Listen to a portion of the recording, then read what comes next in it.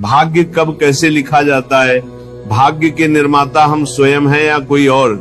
क्या हमारा भाग्य पहले से लिखा होता है?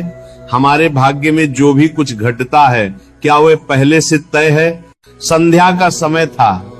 समुद्र की तेज लहरें द्वारिका के महल से टकराकर शोरगुल कर रही थीं। वहीं गरुड़ राज अपने मन के सवालों से विचलित होकर श्री कृष्ण के पास आते हैं। गरुड़ का मुख देखकर कृष्ण भगवान बोले, गरुड़, आज तुम्हारे पंख स्थिर हैं, मुख पर उदासी है। क्या हुआ गरुड़? कोई सवाल तुम्हारे अंतर्मन को विचलित कर रहा है। तभी गरुड़ ने कहा, भगवान, मैं जानना चाहता हूं कि मनुष्य के भाग्य में जन्म से मृत्यु तक जो भी घटना घटती है क्या वो पहले से तय होती है? मृत्यु और जन्म ही एक ऐसा सत्य है जिसे कोई टाल नहीं सकता। लेकिन हमारा भाग्य हमारे जन्म से पहले लिखा जाता है या जन्म के बाद? मनुष्य का भाग्य कब लिखा जाता है? क्या मनुष्य का भाग्य उसके जन्म से पहले ही लिखा जाता है? गरुड़ पुराण के इस रहस्यमय ज्ञान को जानने के बाद जीवन के समस्त लोभ, क्रोध, मोह और दुखों का अंत हो जाएगा। भगवान श्री कृष्ण कहते हैं, कभी भी किसी व्यक्ति को बातों को आधा अधूरा नहीं सुनना चाहिए, क्योंकि आधा अधूरा ज्ञान हमेशा विष के समान होता है। श्री कृष्ण ने कहा, गरुड़, हर मनुष्य के जीवन में जो भी कुछ होता है वह जन्म से पहले से तय होता है, उसे कोई टाल नहीं सकता। जो जीव मनुष्य जन्म लेता है क्या उसका भाग्य पहले से लिखा होता है?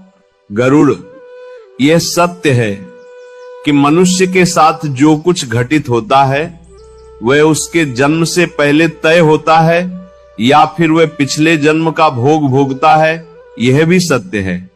परंतु क्या हम अपनी मेहनत और कर्मों से उसे बदल सकते हैं? फिर भगवान श्री कृष्ण गरुड़ की बात सुनकर मुस्कुराए और बोले, हे गरुड़, तुम्हारा यह प्रश्न अत्यंत गुणवान और महत्वपूर्ण है। यह मानव जाति के जन्म, कर्म और मृत्यु पर आधारित है। मैं तुम्हें एक कथा सुनाता हूं जो न केवल इस प्रश्न का उत्तर देगी बल्कि हर मनुष्य के लिए एक चेतावनी और प्रेरणा भी होगी। तुम इस कथा को पूरे ध्यान पूर्वक आखिरी तक सुनो। इस कलयुग भरे संसार में जो मनुष्य इस कथा को ध्यान पूर्वक आखिरी तक सुन लेगा और समझ लेगा, उसके पाप, कर्म, क्रोध और मोह से मुक्ति मिलेगी। प्राचीन काल में एक विशाल और समृद्ध राज्य था जिसका नाम अक्षयपुरी था। उस राज्य का शासक राजा रत्नधर था। राजा रत्नधर अत्यंत धर्मात्मा और न्यायप्रिय था। वह सदैव प्रजा के कल्याण के लिए कार्य करता था और धर्म का पालन करता था। उसे भगवान से एक संतान का आशीर्वाद चाहिए था ताकि वह अपने राज्य का कार्यभार किसी योग्य उत्तराधिकारी को सौंप सके। राजा रत्नधर और रानी ने कई वर्षों तक तपस्या की। इससे भगवान शिव प्रसन्न हुए और उन्हें संतान का वरदान दिया। रानी गर्भवती हुई। राजा और रानी अत्यंत प्रसन्न थे क्योंकि वे चाहते थे कि उनका पुत्र महान शासक बने। लेकिन जब रानी ने पुत्र को जन्म दिया, वह बच्चा विकलांग और शारीरिक रूप से कमजोर था। उसके शरीर की हड्डियां टूटी हुई थीं और वह सक्षम नहीं था। राजा रत्नधर का दिल टूट गया। उसने भगवान से पूछा कि ऐसा क्यों हुआ। राजा रत्नधर श्री विष्णु से मिलने गए। उन्होंने कहा, हे प्रभु, मैंने तपस्या की, यज्ञ किए, फिर भी मेरा पुत्र विकलांग जन्मा। क्या यह मेरे भाग्य में पहले से लिखा था? श्री विष्णु मुस्कुराए और बोले, हे राजा, तुम्हारा पुत्र विकलांग जन्मा है, लेकिन क्या तुम जानते हो क्यों? ये तुम्हारे और तुम्हारे पुत्र के पिछले जन्मों के कर्मों का फल है। ये उसके पूर्व जन्म के कर्मों का परिणाम है जो उसके भाग्य में लिखा हुआ था। लेकिन इसका अर्थ ये नहीं है कि तुम्हारा भाग्य पहले से पत्थर की लकीर की तरह तय था। ये घटना कर्मों का फल है।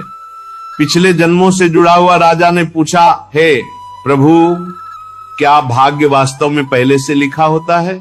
श्री विष्णु बोले, जन्म, मृत्यु और जीवन के उतार चढ़ाव पूर्व निर्धारित होते हैं, लेकिन हम जो कर्म करते हैं वे हमारे भाग्य को बदल सकते हैं। जिस दिन तुम्हारा पुत्र जन्मा उस दिन तुम्हें एक विशेष संतान का वरदान मिला था।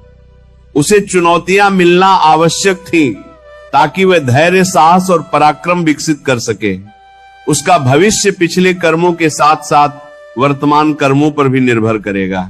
हे राजन, भाग्य और कर्म का गहरा संबंध है। हमारे कर्म ही हमारे भाग्य का निर्माण करते हैं। इसलिए जीवन में सदैव धर्म और सत्य के मार्ग पर चलना चाहिए। राजा ने पूछा, क्या मैं और मेरा पुत्र अपना भाग्य बदल सकते हैं? श्री विष्णु ने कहा, बिल्कुल। यदि तुम अपने पुत्र को साहस, धैर्य और आत्मविश्वास दोगे तो वह अपना भाग्य बदल सकता है। कठिनाइयां उसके लिए परीक्षा है। यदि वह साहस के साथ उनका सामना करेगा तो एक दिन वो महान बनेगा। श्री विष्णु ने कहा, भाग्य एक चक्र है। कर्म के आधार पर यह बदलता रहता है। अच्छे कर्म भाग्य को सुखमय बना देते हैं। राजा ने पूछा, क्या भाग्य निश्चित रूप से पिछले कर्मों से जुड़ा होता है? श्री विष्णु बोले, हाँ, लेकिन उसे बदलने की शक्ति तुम्हारे हाथों में है। भक्ति, साधना और सेवा से भी भाग्य बदला जा सकता है। ईश्वर को प्रसन्न कर मनुष्य अपने भाग्य को बदल सकता है। समय के साथ राजा का विकलांग पुत्र संघर्ष, साहस और साधना के बल पर समाज में महान बन गया। उसकी संघर्षशीलता और शक्ति ने राज्य में उसका सम्मान बढ़ाया। कृष्ण ने कहा, हे गरुड़, समझो कि भाग्य निरंतर बदलने वाली प्रक्रिया है जो कर्मों के आधार पर चलती है।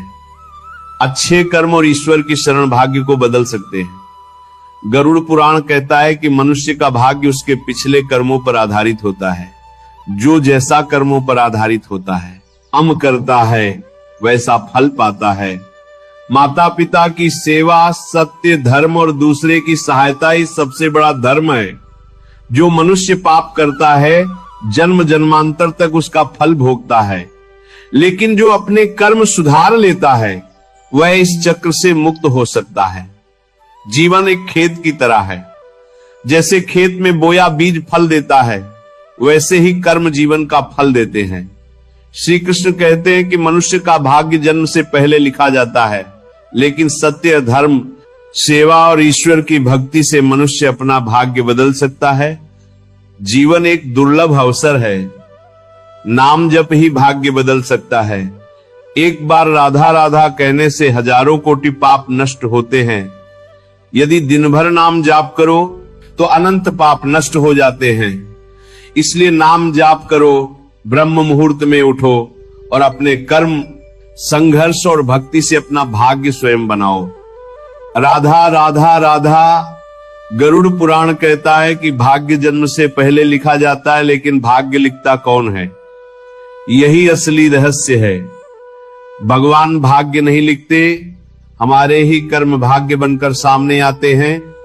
हम जो भी करते हैं वह कर्म फल बनकर अगले जन्म तक पहुंच जाता है। जब जीव मृत्यु के बाद यमलोक पहुंचता है, तब चित्रगुप्त उसका पूरा लेखा खोलते हैं। कौन सा कर्म किया, किस भावना से किया, सबका पूरा हिसाब सामने रखा जाता है। उसी हिसाब के आधार पर अगले जन्म की सारी व्यवस्था तय होती है। कहां जन्म होगा, किस घर में होगा, कितना सुख मिलेगा, कितना दुख मिलेगा, सब पहले से निश्चित होता है। इसी को प्रारब्ध कहा गया है और यही आगे चलकर भाग्य कहलाता है। इसलिए भाग्य कोई बाहरी शक्ति नहीं लिखती, भाग्य हम खुद करके जाते हैं। कुछ प्रारब्ध स्थिर होता है जिसे बदला नहीं जा सकता, लेकिन बहुत बड़ा भाग्य आज के कर्मों से बदल सकता है। गरुड़ पुराण का स्पष्ट संदेश है, कर्म करो, अच्छे कर्म करो, यही भविष्य का भाग्य बनेंगे। आज जैसा बोओगे कल वैसा ही फल